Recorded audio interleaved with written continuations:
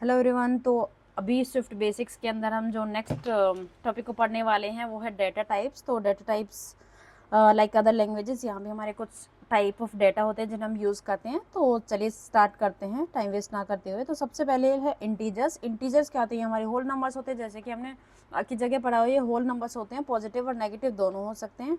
Integer दो तरीके के होते हैं, साइंड और अनसाइंड। साइन में क्या होता है, हमारे पॉजिटिव नेगेटिव इंटीजर होते हैं और विद जीरो। लेकिन जो अनसाइंड इंटीजर होते हैं उनमें पॉजिटिव इंटीजर होते हैं और जीरो होता है, उसमें नेगेटिव इंटीजर्स नहीं होते हैं। साइन और अनसाइन का बिट की फॉर्म में एक डिफरेंट नेम होता है, जिसे हम कहते हैं 8 बिट, 16 बिट, 32 बिट, 64 बिट। तो इनका नेमिंग कन्वेंशन कैसे होता है?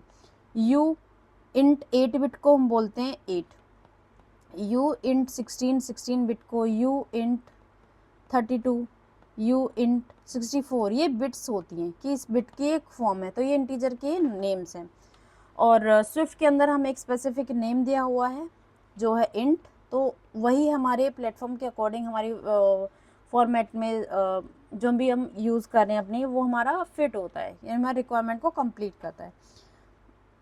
इंटीजर के जो बाउंड्स होते हैं, इंटीजर में एक मिनिमम और एक मैक्सिमम बाउंड होता है।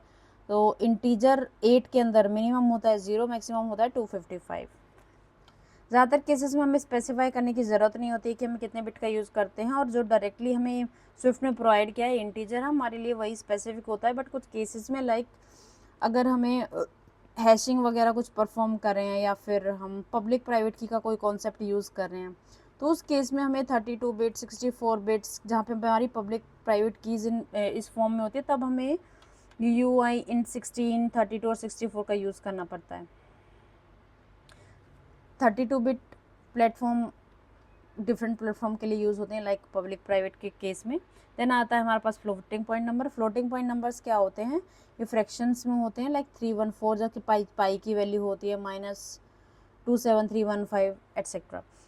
ये क्या होती है? बड़ी रेंज होती है इंटीजर से। ये लार्ज नंबर ऑफ एक लार्ज नंबर को स्टोर कर सकता है। देन हमारे भी यहाँ पे भी साइन फ्लोटिंग पॉइंट होते हैं, डबल एंड फ्लोट। फ्लोट क्या करता है? ये 32 बिट का नंबर को रिप्रेजेंट करता है, और डबल क्या करता है? 64 बिट का। तो हम ज़्यादातर डबल यूज़ करते हैं, जहाँ हमें रेंज हमारी वाइड होती है वहाँ पे हम डबल का यूज़ करते हैं, और जहाँ रेंज हमारी मीडियम होती है तो हम फ्लोट भी यूज़ कर सकते हैं। और ज़्यादातर केसेस में हम देखते हैं हम डबल को प्रेफर करते हैं, जहाँ पे वैल्यू बहुत ज़्यादा होती है और हमें प्रिडिक्ट नहीं कर सकते कि वो कितना हो सकती है। तो बड़ी रेंज के लिए हम डबल और फ्लोट को यूज़ करते हैं, छोटी रेंज हो तो हम इसको इंटीजर को यूज़ करते हैं। देन हमारे पास अगला टाइप आता है बुलियन। बुलियन क्या करता है? ये ट्रू या फॉल्स को इवन से एक तरीके से प्रोडिक्शन करता है कि if this then this, if this then this. तो ट्रू और फॉल्स में वैल्यूज़ को हम यूज़ करते हैं। बुलियन की वैल्यू ट्रू और फॉल्स में ही होती है, तो ऑन या ऑफ, या 0 या 1।